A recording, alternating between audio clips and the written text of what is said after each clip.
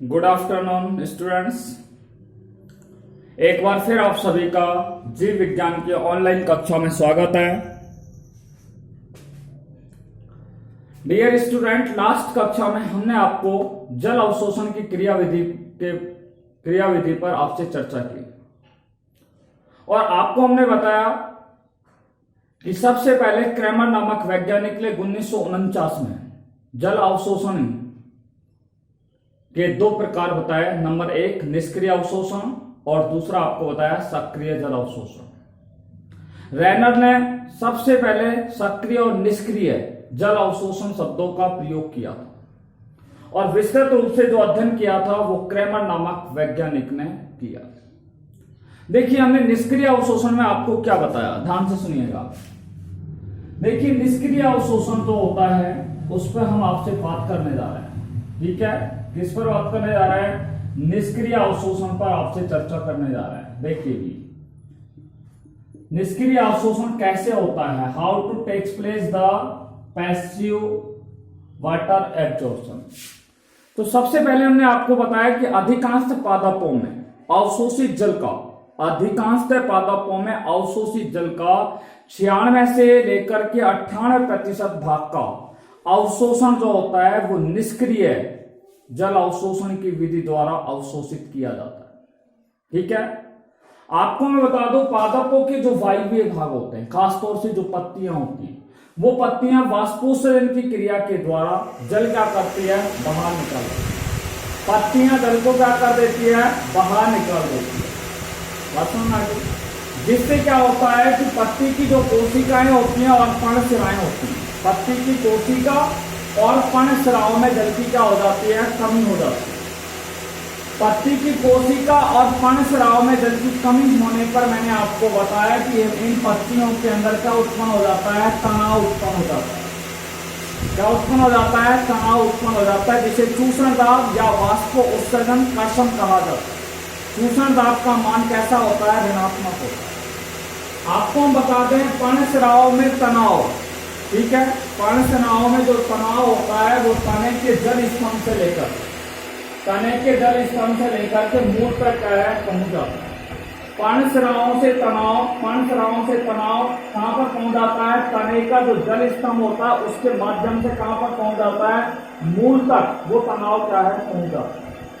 आपको बता दें, पर्णका जाइलम और क्या है, पर्णका जाइलम और मूल का जो जाइलम होता है, ठीक है, ये सतत रूप से क्या है, सतत रूप से स्तंभ या जल स्तंभ का क्या करते हैं, निर्माण करते हैं। इसका निर्माण करता है, जल स्तंभ का निर्माण करते हैं, जिससे मृदा में जो जल होता है, मृदा में उपस्थित जल को मूल रोमों द्वारा क्या कर लिया जाता है, ग्रहण कर लिया जाता है।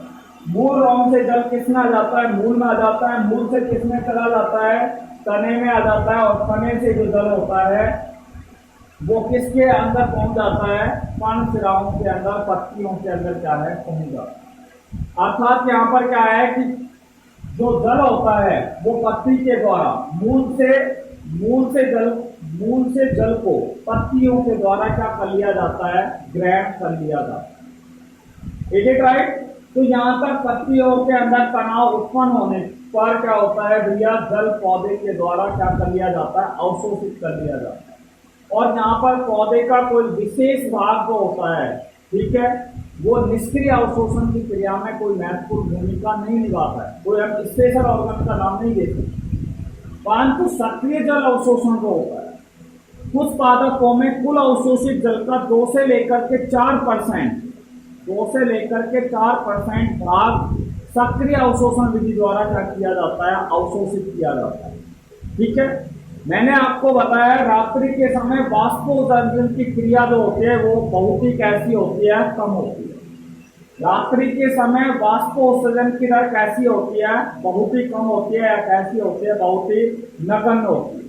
ठीक है, वाष्पोत्सर्जन की दर जब रात्रि के दौरान कैसी होती है, बहुत ही कम होती है। तो इस स्थिति में क्या है कि मूल जो होता है वो सक्रिय जल अवशोषण की महत्वपूर्ण भूमिका निभाने का क्या करती है, कार्य करती है। अर्थात यहाँ पे मूल जो होती है वो सक्रिय अवशोषण की क्रिया में एक महत्वपूर्ण भूमिका निभाती है। सक्रिय अवशोषण के अंदर मूल जो होती है, सक्रिय अवशोषण के अंदर जो मूल होती है, और मूल के अंदर कौन सी कोशिकाएं होती है, श्वसनशील कोशिकाएं होती हैं। ये श्वसनशील कोशिकाएं जो होती हैं वो मूल को ऊर्जा प्रदान करने का क्या करती है, कार्य करती है। मूल को ऊर्जा किससे प्राप्त हो जाती है, श्वसनशील कोशिकाओं से प्राप्त हो जाती है, जिसके फलस्वरूप क्या होता है, मैंने आपको बताया कि मूल द्वारा जो जल होता है वो बलपूर्वक क्या कर लिया जाता है, अवशोषित कर लिया जाता है। और मूल में उपस्थित जो जाइलम होते हैं वो जल स्तंभ में, मूल के अंदर जो जाइलम होता है उस जाइलम में उपस्थित जो जल स्तंभ होता है, उस जल स्तंभ में धनात्मक बल क्या हो जाता है, उत्पन्न हो जाता है, जिसे क्या कहते हैं, दूर दाब कहते हैं। अर्थात यहाँ पर मूल के अंदर मूल दाब उत्पन्न होता है। और मूल दाब किसके कारण उत्पन्न होता है, जब यहाँ पर मूल के अंदर उपस्थित श्वसनशील कोशिकाएं ऊर्जा क्या करती है, प्रदान करती है। और ऊर्जा जब प्रदान की जाती है तो मूल द्वारा मृदा से जल का है बलपूर्वक क्या कर लिया जाता है, अवशोषित कर लिया जाता है। ये हमने लास्ट वीडियो में आपको जल अवशोषण की क्रिया विधि पर आपसे क्या की थी, चर्चा की थी। आज जो हम आपसे चर्चा करने जा रहे हैं, उस पर हम मेनली आपसे बात करते हैं जल अवशोषण को प्रभावित करने वाले कारक। जल अवशोषण को कौन से कारक होते हैं वो सर्वाधिक रूप से प्रभावित करते हैं, ये आज का हमारा मेन टॉपिक है। ठीक है, तो today we are going to discuss about factor affecting water absorption.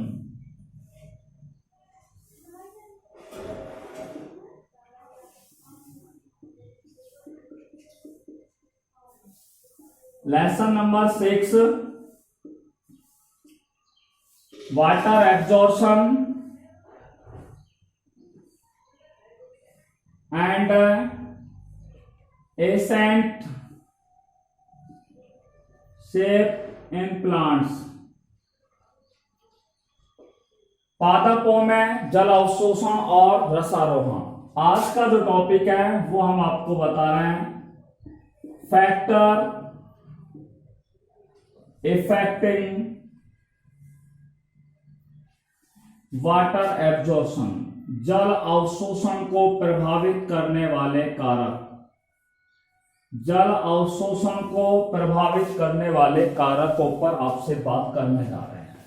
ठीक है, देखिए जल अवशोषण को कौन कौन से ऐसे कारक होते हैं जो सर्वाधिक रूप से क्या करते हैं, प्रभावित करते हैं। जल अवशोषण को प्रभावित करने वाले कारक, प्रभावित करने वाले कारक। ठीक है, देखिए जल अवशोषण को मुख्य रूप से बहुत सारे कारक क्या करते हैं, प्रभावित करते हैं। उन कारकों के मैं आपको नाम बता रहा हूं, कौन से ऐसे कारक होते हैं। मेजरली यहां पर 4 कारक आपकी किताब में दिए हुए हैं। ठीक है, उन्हीं कारकों पर आपसे चर्चा करेंगे। सबसे पहला है मृदा का तापमान। ये मृदा का तापमान होता है वो जल अवशोषण को क्या करता है, प्रभावित करता है। Temperature of soil, temperature of soil, मृदा का तापक्रम। ठीक है, ये पहला कारक हो गया जो जल अवशोषण को क्या करता है, प्रभावित करने का क्या करता है, कार्य करता है। दूसरा है मृदा विलयन की सांद्रता। मृदा विलयन की सांद्रता, मृदा विलयन की सांद्रता, कंसंट्रेशन ऑफ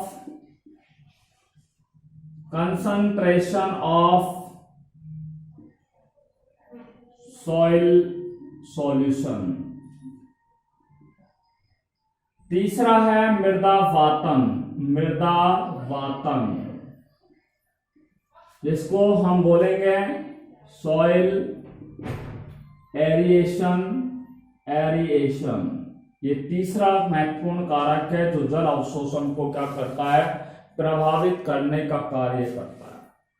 देखिए चौथा है प्राप्य जल। ठीक है, अवेलेबल वाटर। ठीक है, अवेलेबल वाटर, ये तीसरा महत्वपूर्ण, चौथा महत्वपूर्ण कारक है। तो जल अवशोषण को प्रभावित करने वाले 4 प्रमुख कारक है जिन पर हम आपसे चर्चा करने जा रहे हैं। सबसे पहला जो कारक है जिस पर आपसे हम चर्चा करने जा रहे हैं और वो कारक हमारा दिया हुआ है मृदा का तापमान। मृदा का तापमान किस तरीके से, ठीक है, मृदा का जो तापमान होता है वो किस तरीके से जल अवशोषण को क्या करता है, प्रभावित करने का कार्य करता है।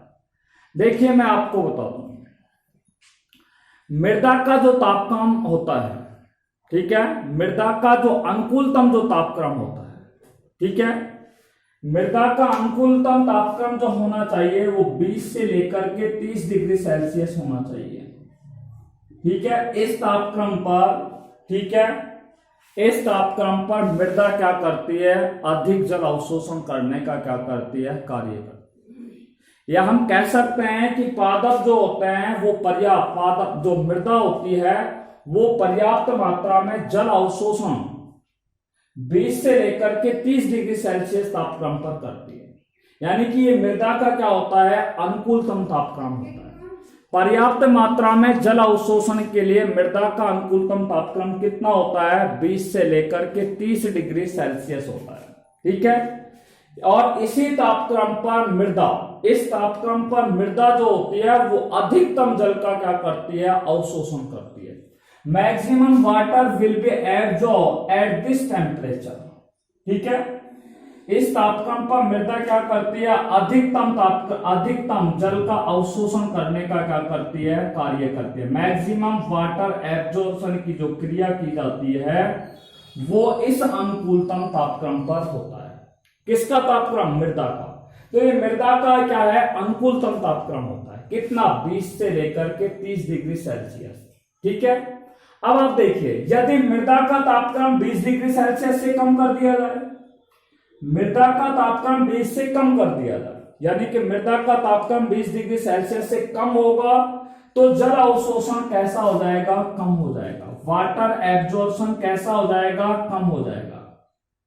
यदि मृदा का तापक्रम 20 डिग्री सेल्सियस से कम होगा तो जल अवशोषण कैसा हो जाएगा, कम हो जाएगा। और यदि, ध्यान से सुनना, ये पहली कंडीशन हो गई और ये दूसरी कंडीशन है। यदि मृदा का तापक्रम 30 डिग्री सेल्सियस से क्या हो जाए, अधिक हो जाए, 30 डिग्री सेल्सियस से अधिक हो जाएगा तो भी क्या होगा, जल अवशोषण की दर कैसी हो जाएगी, कम हो जाएगी, ठीक है। मृदा के द्वारा जल अवशोषण कैसा हो जाएगा, कम हो जाएगा। इसलिए हमने आपको बताया कि पर्याप्त मात्रा में जल अवशोषण करने के लिए मृदा का अनुकूलतम तापक्रम 20 से 30 डिग्री होता है और इस तापक्रम पर मृदा अधिकतम जल का अवशोषण करती है। परंतु यदि मृदा का तापक्रम 20 डिग्री सेल्सियस से कम कर दिया जाए तो मृदा के द्वारा जल अवशोषण की जो दर होती है वो कम हो जाती है, यानी कि मृदा के द्वारा जल अवशोषण कम किया जाता है।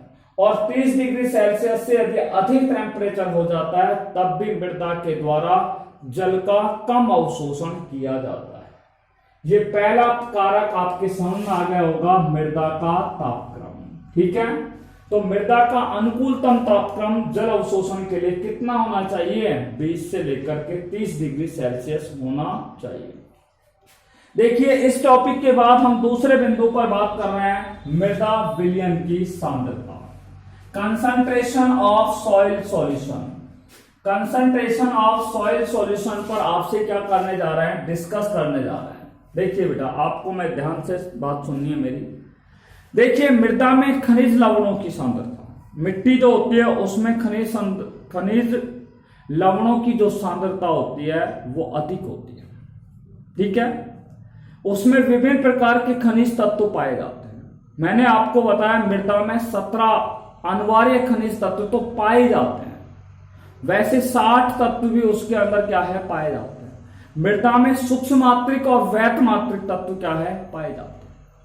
तो जब मृदा में खनिज तत्व, खनिज लवणों की सांद्रता यदि अधिक होगी, मृदा में किसकी सांद्रता अधिक होगी, मृदा में खनिज लवणों की सांद्रता, मृदा में यदि खनिज लवणों की सांद्रता कैसी होगी, अधिक होगी, ठीक है।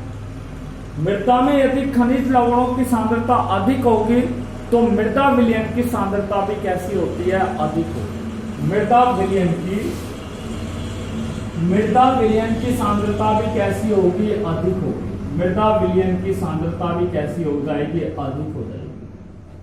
अभी हमने एक बिंदु पे बात की है कि यदि मृदा में खनिज लवणों की मात्रा अधिक है तो मृदा विलयन की सांद्रता कैसी होगी, अधिक होगी। यदि मृदा में खनिज लवणों की सांद्रता कैसी है, कम है, तो मृदा विलयन की सांद्रता भी कैसी हो जाती है, कम हो जाती है।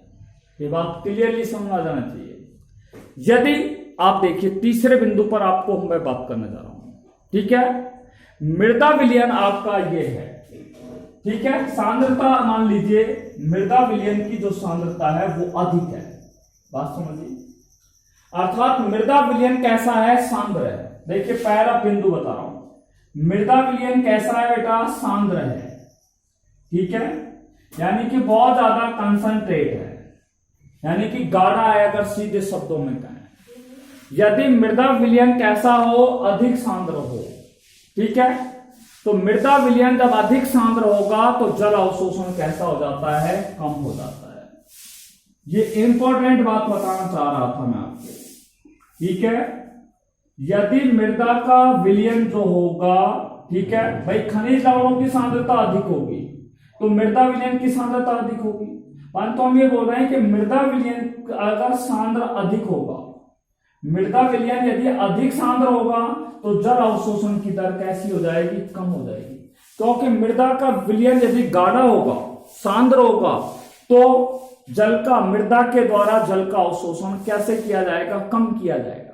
यदि दूसरा बिंदु देखिए, यदि मृदा का विलयन कैसा होगा, तनु होगा, डाइल्यूट होगा, कैसा होगा, डाइल्यूट होगा। मृदा का विलयन कैसा होगा, तनु होगा, तो जल अवशोषण की दर कैसी हो जाती है, अधिक हो जाती है। बात क्लियर समझ में आनी चाहिए। मृदा में खनिज लवणों की मात्रा अधिक है, अधिक होगी तो मृदा विलयन की सांद्रता अधिक होगी। पर हम ये कह रहे हैं कि मृदा विलयन यदि अधिक सांद्र है, सांद्र का मतलब है गाढ़ा, जैसे दूध है, हमने भैंस का दूध निकला हुआ लिया तो वो सांद्र दूध कहलाएगा। यदि उसी दूध को घर में ला करके पानी मिला दिया जाए तो वो दूध अब सांद्र नहीं रहेगा, जैसे ही पानी मिल जाएगा तो वो कैसा हो जाएगा, तनु हो जाएगा। ऐसे ही यहां पर मृदा विलयन जब सांद्र होगा तो जल अवशोषण कैसा होगा, कम होगा। और यदि मृदा का विलयन कैसा होगा, तनु होगा, तो जल अवशोषण कैसा हो जाएगा, अधिक हो जाएगा। इसलिए मृदा विलयन की सांद्रता होती है वो जल अवशोषण की क्रिया को सर्वाधिक रूप से क्या करती है, प्रभावित करने का क्या करती है, कार्य करती है।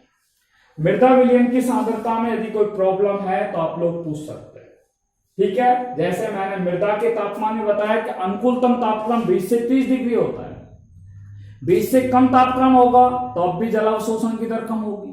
30 डिग्री से अधिक तापक्रम होगा मृदा का, तब भी जल का अवशोषण कैसा होगा, कम होगा।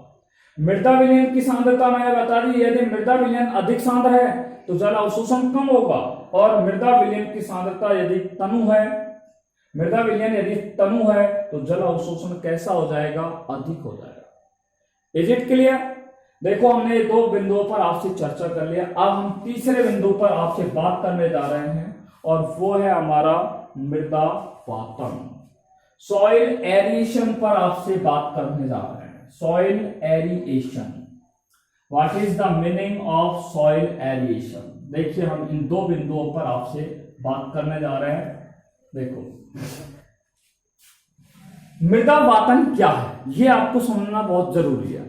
देखो बेटा, जल जो होता है, ठीक है, पादपों के लिए जल की क्या है, आवश्यकता होती है, और पादपों में पर्याप्त मात्रा में जल अवशोषण के लिए आवश्यक है कि मृदा वातन कैसा हो, अच्छा हो। पादप पर्याप्त मात्रा में जल अवशोषण करें, इसके लिए यह आवश्यक है कि मृदा वातन कैसा हो, अच्छा हो। जैसे मैं आपको बता दूं, दोमट मिट्टी होती है उसमें, ठीक है, ये दोमट मिट्टी जो होती है उसमें जल वातन कैसा होता है, अच्छा होता है। दोमट मिट्टी के अंदर मृदा वातन कैसा होता है, अच्छा होता है। इसलिए ये दोमट मिट्टी होती है वो अधिक जल का क्या करती है, अवशोषण करती है। अधिक जल का क्या करती है, अवशोषण करती है। बात समझ आ गई? अब आपको बता दूं, मृदा के अंदर जब मृदा कैसी हो, जलाक्रांत हो। अभी मैं बात करूंगा जलाक्रांत क्या है। जब मृदा कैसी हो, जलाक्रांत हो, जलाक्रांत। जलाक्रांत का अर्थ होता है water logging, water lodging, LOGGING। अब यहां आपको बताएंगे जलाक्रांत क्या है। ठीक है, हम कह रहे हैं कि जब मृदा कैसी हो, जलाक्रांत हो, तो मृदा जब जलाक्रांत होगी तो मृदावातन का अभाव में, मृदावातन नहीं होता है, मृदावातन का वहां पे अभाव होता है। यानी कि हम आपको बता दें, जब मृदा जो होती है वो पूरी तरीके से जब पानी के अंदर क्या है, डूबी हो, या मिट्टी में जब अधिक हम पानी दे दें, या हम अधिक सिंचाई कर दें, ठीक है, तो मृदा का वातन कैसा हो जाता है, कम हो जाता है। मृदा का वातन कैसा हो जाता है, कम हो जाता है। ठीक है, और मृदा का वातन कम हो जाता है तो मृदा के द्वारा जल अवशोषण की दर भी कैसी हो जाती है, कम हो जाती है। तो हम कह रहे हैं कि जब मृदा कैसी हो, जलाक्रांत हो, ठीक है, मृदा कैसी हो, जलाक्रांत हो, तो मृदा वातन के अभाव में जल अवशोषण की जो क्रिया होती है वो बहुत ही कम होती है, या बहुत ही कैसी होती है, नगण्य होती है, या हम कह सकते हैं कि उस मृदा के अंदर जल अवशोषण बिल्कुल 0 होता है। अर्थात वो मृदा जल का अवशोषण 0% करती है, यानी कि 0 करती है। 0 का मतलब शून्य करती है। ठीक है, तो मृदा यदि कैसी हो, जलाक्रांत हो, मृदा जलाक्रांत होगा तो मृदा वातन का अभाव में जल अवशोषण बिल्कुल 0 होता है, शून्य होता है, नगण्य होता है, बहुत ही कम होता है। अब जलाक्रांत क्या है, मैंने अभी आपको बताया। मान लीजिए ये हमारा खेत है और इस खेत को हमने क्या है, पूरी तरीके से पानी से भर दिया है। ठीक है, यानी कि इस मिट्टी में हमने पानी अधिक दे दिया है, या इस खेत में हमने ऐसे किया कि अधिक सिंचाई कर दी। जब अधिक सिंचाई कर दी जाती है तो यहाँ पे मृदा को हवा नहीं मिलती है। वातन का मतलब होता है वायु, एरिएशन का मतलब एयर। तो मृदा के अंदर मृदा के जो पार्टिकल्स होते हैं वो एक दूसरे से जुड़े होते हैं, और उन पार्टिकल्स के बीच में हवा प्रवेश नहीं कर पाती। अर्थात वहां पे मृदा का वातन कैसा हो जाता है, मृदा वातन कैसा होता है, कम होता है। कहां पे कम होता है, जिस मृदा में अधिक पानी दिया जाए या अधिक सिंचाई की जाए तो उस मृदा के अंदर मृदा वातन कैसा हो जाता है, कम हो जाता है। और जब कम हो जाता है तो इस मिट्टी के द्वारा, इस खेत की जो मिट्टी होती है उस मिट्टी के द्वारा जल अवशोषण की दर कैसी हो जाती है, बहुत ही कम हो जाती है। यानी कि ये मिट्टी जो होगी वो जल अवशोषण नहीं कर पाएगी, और जब ये जल अवशोषण की क्रिया नहीं कर पाती है तो इसी अवस्था को जलाक्रांत कहा जाता है। आपसे कहा जाए कि जलाक्रांत किसे कहते हैं, तो आप कहेंगे कि मृदा में अधिक पानी देने पर मृदा का वातन कम हो जाता है, जिससे मृदा में जल अवशोषण की दर कैसी हो जाती है, कम हो जाती है। इस अवस्था को क्या कहा जाता है, जलाक्रांत कहा जाता है। क्या कहा जाता है, जलाक्रांत कहा जाता है। मेरे ख्याल से आपके जलाक्रांत टॉपिक समझ में आ गया होगा। इसलिए हमने बताया कि पादपों को पर्याप्त मात्रा में, ठीक है, जल अवशोषण के लिए आवश्यक है कि मृदा में कैसा होना चाहिए, बहुत अच्छा वातन होना चाहिए। मृदा वातन अगर अधिक होगा तो जल अवशोषण अधिक होगा। मृदा वातन यदि अभाव है, किसी मिट्टी के अंदर यदि मृदा वातन का अभाव है तो वो मिट्टी क्या है, जल अवशोषण नहीं करेगी। ठीक है, दोमट मिट्टी जो होते हैं वो अच्छी प्रकार की मिट्टी होती है, क्योंकि उनमें मृदा वातन कैसा होता है, अधिक होता है। मृदा वातन अधिक होने के कारण वो दोमट मिट्टी अधिक जल का क्या करती है, अवशोषण करने का क्या करती है, कार्य। ठीक है, जब मृदा जलाक्रांत स्थिति में होगी तो मृदा वातन के लिए जल अवशोषण कैसा हो जाएगा, 0 हो जाएगा। ठीक है, देखिए लास्ट बिंदु है जिस पर हम बात करने जा रहे हैं, और वो है प्राप्य जल, अवेलेबल वाटर। देखिए जब हमने ये चैप्टर स्टार्ट किया था, लेसन नंबर 6, तो हमने आपको 2 प्रकार के जलों के बारे में बात की थी। एक होता है अवाहित जल और दूसरा होता है, ठीक है, यानी कि रनिंग वाटर के बारे में बात की थी। ठीक है, और रनिंग वाटर जो होता है, जब तेज वर्षा होती है तो पानी बह करके क्या है, चला जाता है। ठीक है, और दूसरी क्या है कि ऐसी वर्षा जो धीमी गति से हो, ठीक है, वर्षा की तीव्रता कैसी होती है, कम होती है। यानी कि हम कहें कि रिमझिम बरसात होती है, तो उसमें मृदा क्या होती है, उस मृदा जो होती है उस जल को क्या करते हैं, उस वर्षा के जल को अवशोषित कर लेती है। वो क्या होता है, एक प्रकार का प्राप्त जल होता है। प्राप्त जल ऐसा जल जो बहुत आसानी से पौधे को क्या हो जाता है, उपलब्ध हो जाता है, वो प्राप्त जल। ऐसा जल जो पौधे के लिए आसानी से उपलब्ध हो जाए, सुगमता से उपलब्ध हो जाए, वो प्राप्त जल कहलाएगा। और प्राप्त जल मैंने आपको उस टाइम में बताया कि 3 प्रकार का जल होता है, गुरुत्वीय जल होता है, एक केशिकीय जल होता है, एक आर्द्रताग्राही जल होता है। बताया आपने, अगर पहला टॉपिक आपने ध्यान से सुना। और हमने आपको बताया कि पौधे जो होते हैं वो सर्वाधिक रूप से केशिका जल को, ठीक है, अवशोषित करते हैं, क्योंकि केशिका जल ही पादपों के लिए कौन सा जल होता है, प्राप्त मृदा जल होता है। केशिका जल, कैपिलरी वाटर ही पादपों के लिए कौन सा जल होता है, प्राप्त मृदा जल होता है, जो आसानी से पौधे के लिए क्या हो जाता है, उपलब्ध हो जाता है। ठीक है भी। अब मैं आपको एक इंपॉर्टेंट बात कर रहा हूं, और वो है हमारी जल धारण क्षमता। जल धारण क्षमता, ये कई बार आपसे पूछ लिया जाता है कि जल धारण क्षमता क्या है, या जल धारण क्षमता नहीं कहें तो इसका एक दूसरा नाम है क्षेत्र क्षमता के नाम से इसे जानते हैं। ठीक है, एरिया कैपेसिटी, या इसको बोलते हैं water holding capacity. Water holding capacity, water holding capacity, capacity CITY। ठीक है, वाटर होल्डिंग कैपेसिटी क्या है, जल धारण क्षमता क्या है, या क्षेत्र क्षमता क्या है, इस पॉइंट पर हम आपसे बात कर रहे हैं। ठीक है, देखो भाई, मैं आपको बता रहा हूं, ये वर्षा का जल है वो मृदा के ऊपरी सतह पर है, ठीक है, अपर सरफेस है, और यहां पर कौन सा बल लगता है, गुरुत्वीय बल लगता है। यहाँ पे जो जल आता है, जहां पर जल का ऊपरी भाग होता है, परिपक्व भाग होता है, परिपक्व क्षेत्र होता है मृदा का, तो ये क्या है, यहाँ पर जल जो होता है वो गुरुत्वीय जल होता है। कौन सा जल होता है, गुरुत्वीय बल। ठीक है, और यहां पर जो बल लगता है वो गुरुत्वीय बल होता है। कौन सा बल होता है, गुरुत्वीय बल। अब गुरुत्वीय बल के द्वारा, ध्यान से सुनना, गुरुत्वीय बल से क्या होता है कि जो जल होता है वो मृदा से क्या हो जाता है, बाहर निकल जाता है। ये गुरुत्वीय बल होता है। इस गुरुत्वीय बल के कारण जो जल होता है वो मृदा से कहां चला जाता है, बाहर चला जाता है। ठीक है, गुरुत्वीय बल के कारण मृदा से जल क्या हो गया है, बाहर निकल गया। और बाहर निकलने के पश्चात भी उस मिट्टी के अंदर कुछ जल, कुछ ना कुछ तो जल की मात्रा शेष रहती है। ठीक है, उस शेष जल की मात्रा को ही क्या कहा जाता है, जल धारण क्षमता कहते हैं। किसकी जल धारण क्षमता कहते हैं, मृदा की जल धारण क्षमता, या उसे क्षेत्र क्षमता के नाम से जानते हैं।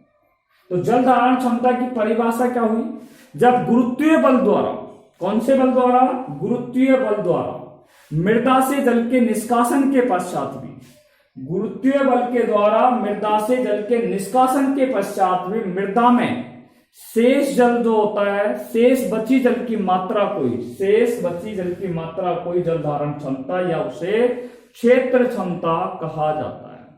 तो आपके जल धारण क्षमता समझ आ गई। एक बार फिर बात कर रहा हूं, जब गुरुत्वीय बल द्वारा, कौन से बल द्वारा, गुरुत्वीय बल द्वारा मृदा से जल के निष्कासन होने के पश्चात मृदा में शेष बची जल की मात्रा को ही क्या कहा जाता है, जल धारण क्षमता कहा जाता है। अगला है हमारा पॉइंट, स्थायी मिलानी मुरझान। ठीक है, देखो,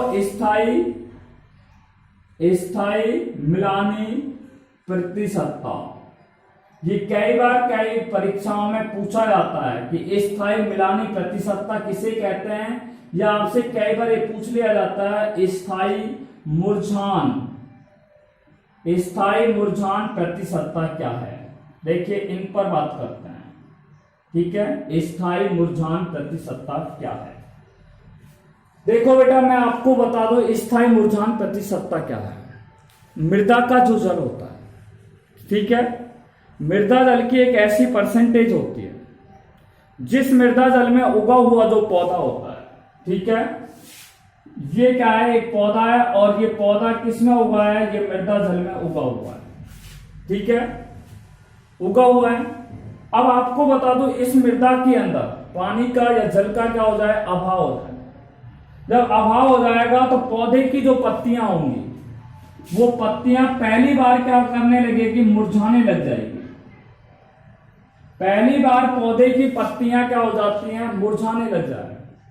और मुरझा भी कैसे जाए, स्थायी रूप से मुरझाए। स्थायी रूप से अगर वो मुरझा जाए पत्तियां तो इस स्थिति को मृदा की क्या कहा जाता है, इस अवस्था को मृदा की स्थायी मिलानी प्रतिशतता या स्थायी मुरझान प्रतिशतता कहते हैं। मृदा में जल है, जल को जब तक अवशोषित करता रहेगा तो पौधा कैसा है, पत्तियां कैसी रहेंगी, हरी रहेगी, वो प्रकाश संश्लेषण क्रिया करेगी, पौधे के अंदर वृद्धि होती रहेगी। परंतु जब मृदा के अंदर ही जल का क्या हो गया, अभाव हो गया।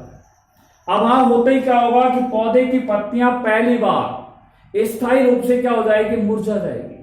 तो इस स्थिति को हम क्या कहेंगे, मृदा की स्थायी मिलानी प्रतिशतता या स्थायी मुरझान प्रतिशतता कहते हैं। स्थायी मिलानी प्रतिशतता या मुरझान, स्थायी मिलानी प्रतिशतता या स्थायी मुरझान प्रतिशतता किसे कहते हैं, तो मृदा जल की वह प्रतिशतता, मृदा जल की वह प्रतिशतता जिसमें उगे हुए पौधे की पत्तियां, जिसमें उगे हुए पौधे की प्रतिशतता, सॉरी दोबारा सुनिए, मृदा जल की वह प्रतिशतता जिसमें उगे हुए पौधे की पत्तियां पहली बार स्थायी रूप से क्या हो जाए, मुरझा जाए।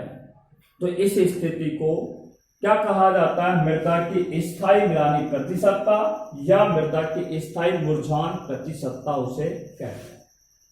आपने देखा प्राप्त मृदा जल में हमने कई बातें की कि केसी का जल ही पादपों के लिए प्राप्त जल होता है, जो आसानी से पौधों के लिए क्या हो जाता है, उपलब्ध हो जाता है।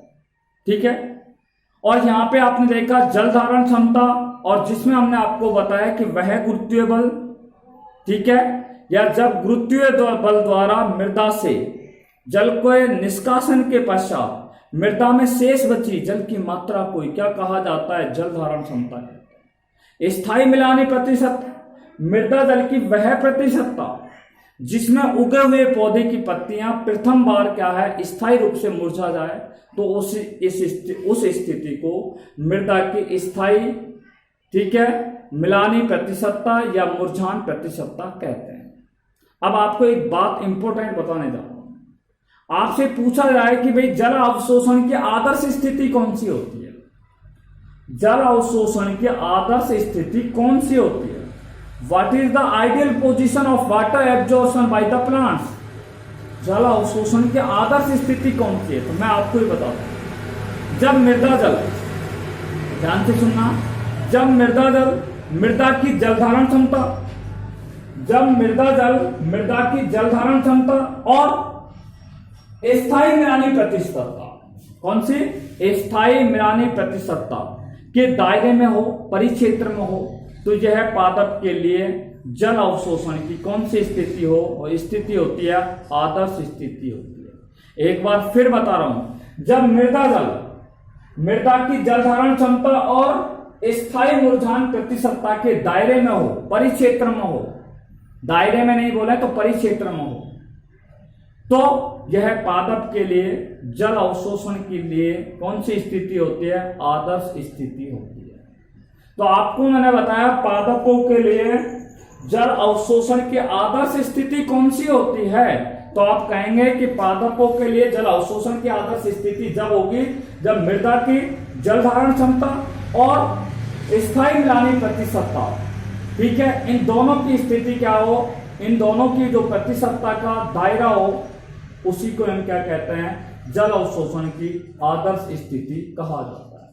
या हम कह सकते हैं कि जब मृदा जल, ठीक है, मृदा की जल धारण क्षमता और स्थायी मिलानी प्रतिशतता के दायरे में हो, तो यह पादप के लिए आदर्श जल अवशोषण की स्थिति होती है।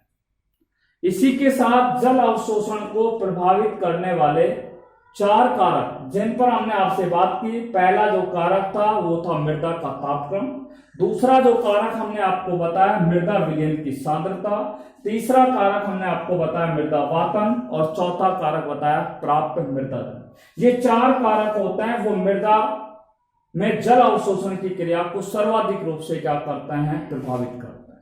ठीक है, आपसे पूछा जाए कि जल अवशोषण को प्रभावित करने वाले कारक बताइए, तो यहाँ पे 4 कारक हैं और इनमें से सवाल क्या पूछा जा सकता है कि भाई जल धारण क्षमता क्या है, स्थायी मिलानी प्रतिशतता क्या है। ये 2 पॉइंट तो बहुत ही इंपॉर्टेंट है। कई बार टिप्पणी पर भी आपसे कमेंट पूछा जा सकता है, टिप्पणी करो। ठीक है, तो वहां पे अवेलेबल वाटर क्या है, अवेलेबल सॉइल वाटर, प्राप्त मृदा जल क्या है, तो इस पर भी आपसे सवाल पूछ लिया जाता है। ठीक है, तो जल अवशोषण को प्रभावित करने वाले कारक समाप्त हुए। ठीक है, देखिए यदि आपको इसमें किसी प्रकार की समस्या हो तो आप पूछ सकते हैं। ठीक है, till then take care bye corona, thanks very much.